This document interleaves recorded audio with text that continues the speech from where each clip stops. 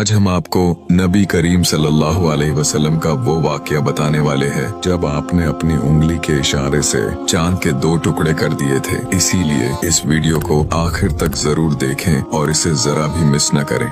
ये वाकया उस वक्त पेश आया था जब नबी करीम सल्लल्लाहु अलैहि वसल्लम मक्के में थे और इस्लाम मक्के में बड़ी तेजी से फैल रहा था, लेकिन कुरैश के बड़े बड़े सरदार और अमीर लोग इसके सख्त खिलाफ थे। वो लोग नबी का मजाक उड़ाते, उन पर जुल्म करते और इस्लाम लाने वालों को सताते थे। अक्सर वो लोग नबी करीम सल्लल्लाहु अलैहि वसल्लम से उनकी सच्चाई का सबूत मांगते और कहते थे कि अगर तुम अल्लाह के भेजे हुए सच्चे नबी हो तो हमें कोई ऐसा मौजज़ा दिखाओ जिसे हम अपनी आंखों से देख सकें और जिसे झुठलाया न जा सके। हालांकि उनका इरादा ईमान लाना नहीं बल्कि आपको को नीचा दिखाना था। एक रात 14वीं का चांद पूरी आबोताब से चमक रहा था। कुरैश के कुछ बड़े सरदार जिनमें अब्बू जहल और वलीद बिन मुगीरा जैसे लोग शामिल थे, वो नबी सल्लल्लाहु अलैहि वसल्लम के पास आए। उन्होंने कहा, ऐ मोहम्मद, अगर तुम सच्चे हो तो अपने रब से कहो कि वो इस चांद के 2 टुकड़े कर दे। एक टुकड़ा पहाड़ के इस तरफ हो और दूसरा टुकड़ा दूसरी तरफ। नबी सल्लल्लाहु अलैहि वसल्लम ने उनसे पूछा कि अगर ऐसा हो गया तो क्या तुम लोग ईमान ले आओगे? उन्होंने कहा, हाँ, हम ईमान ले आएंगे। ये सुनकर आप सल्लल्लाहु अलैहि वसल्लम ने अल्लाह से दुआ की।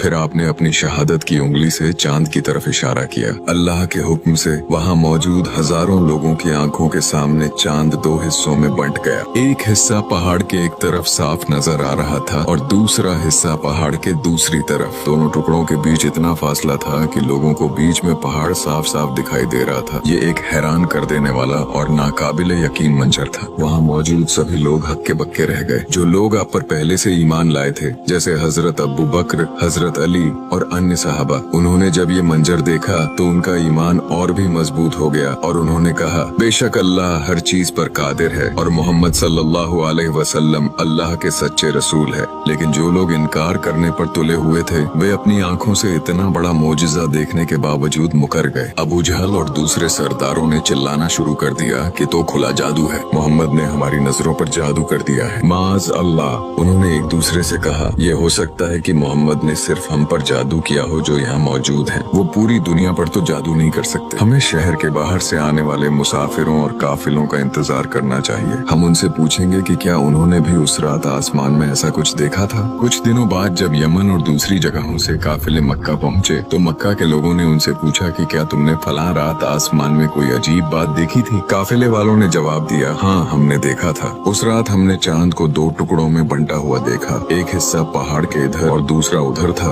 और फिर कुछ देर बाद वे वापस जुड़ गए। ये गवाही सुनने के बाद भी कुरैश के ज्यादातर सरदार अपनी जिद पर अड़े रहे और ईमान नहीं लाए। इसी वाक़ये पर कुरान की सूरह अल कमर नाजिल हुई, जिसमें अल्लाह फरमाता है कि कयामत की घड़ी करीब आ गई और चांद फट गया, और अगर वो कोई निशानी देखते हैं तो मुंह फेर लेते हैं और कहते हैं, ये तो हमेशा से चला आ रहा जादू है। उन्होंने झुठला दिया और अपनी ख्वाहिश की तामील की।